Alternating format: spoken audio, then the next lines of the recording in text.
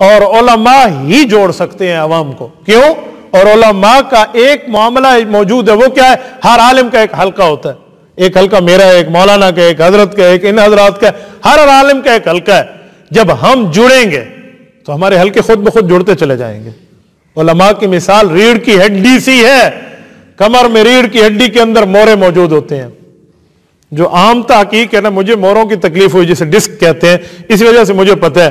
وہ کہہ رہے ہیں کل مورے جو ہیں وہ 78 ہیں، ان میں 59 مورے جو ہیں صرف کمر میں ہیں، باقی گردن میں ملا کے ہیں. تو میں اس حوالے سے تھوڑا بہت جانتا ہوں. تو یہ جو 78 مورے ہیں، ان میں کوئی ایک ہل جائے بندے کی کیا حالت ہو جاتی ہے. تو اس سے اندازہ لگے کہ علماء دین کی ریڑھ کی ہڈی ہیں. انہوں کس طرح مورے سے مورا جوڑ کے رہنا چاہیے، کس طرح ایک دوسرے سے رہنا. اور میں یہاں ایک بات کہتا ہوں، علماء اہل قلم بھی ہیں، اہل لسان بھی ہیں. یہ منبر اہل لسان ہے اور یہ تصنیف کا میدان اہل قلم ہے.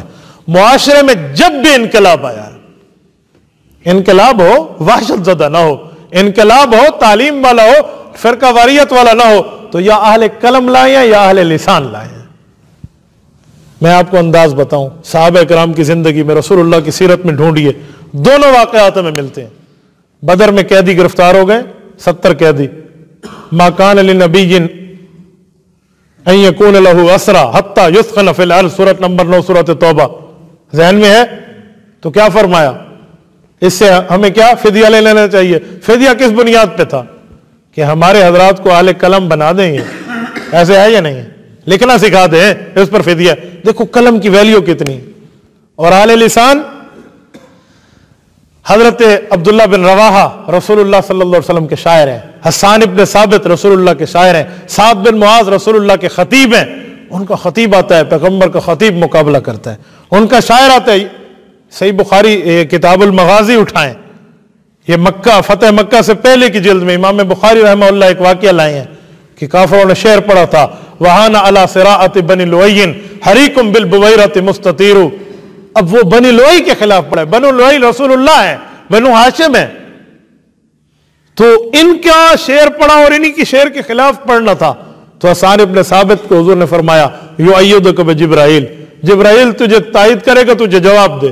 اس نے کہا یا رسول اللہ، قوم قریش اور بنی لوئی کی مجھے مخالفت کرنی پڑے گی. آپ بنی لوئی ہیں، آپ قریش ہیں، بس مجھے اجازت دے دیں، آپ کو میں ایسے نکالوں گا جیسے آٹے سے بال کو نکالا جاتا ہے. حضور نے فرمایا اجازت ہے. انہوں نے شعر پڑھ کے جواب دیا کہ ادام اللہ ذالک من سنیء فحرک فی نواہی السعیر. آپ اس میں دیکھیں کہ اس شعر نے وہ انقلاب لایا کہ کافر دوبارہ شعر پڑھنے پیغمبر کے مقابلے میں نہیں آیا.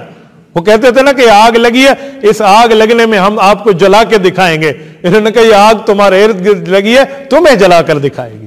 ادام اللہ ذالک من سنیء، اللہ اس کو برابر رکھے گا، دائم رکھے گا، پھر آپ دیکھ لینا. تو اندازہ لگائیں اہل قلم اور اہل زبان کی کس حیثیت سے قدر کی جا رہی ہے. مسجد نبوی میں یا منبر رسول اللہ کے لیے لگا ہے یا حسان بن ثابت کے لیے لگا ہے. مسجد نبوی میں یہ اہل زبان کی کتنی حیثیت ہے. اور اہل قلم کی حیثیت تو ہے نا. قرآن نہیں کہتا فی صحف مکرمہ مرفوعۃ مطہرہ بأیدی سفرہ، یہ لکھنے والے ہیں نا، ان ہاتھوں کی قسم قرآن کھا رہا ہے. اور لفظ کہتے ہیں کرام بررہ، فرشتہ صفت لوگ ہیں. تو علماء اہل قلم بھی ہیں، علماء اہل لسان بھی ہیں. معاشرے میں انقلاب لاتا ہی وہ ہے جو اہل قلم ہو یا اہل لسان ہو. یاد رکھیں تلوار سے انقلاب نہیں آتا، تلوار سے خاموشیاں کرا دی جاتی ہیں، لیکن اس خاموشیوں کے بعد جو بولنا ہوتا ہے، قوموں کو سمجھانا ہوتا ہے، قوموں کی تعمیر ہوتی ہے، تمدن اور ثقافت اور تہذیب پر جو اثرات آتے ہیں وہ یا اہل زبان دیتے ہیں یا اہل قلم دیتے ہیں. تو علماء اہل زبان بھی ہیں، اہل قلم بھی ہیں. انہیں کچھ اپنے کے اوپر غور کرنا چاہیے کہ ہم کیوں علیحدہ بیٹھے، ہمیں ایک جیسا جڑ لینا چاہیے.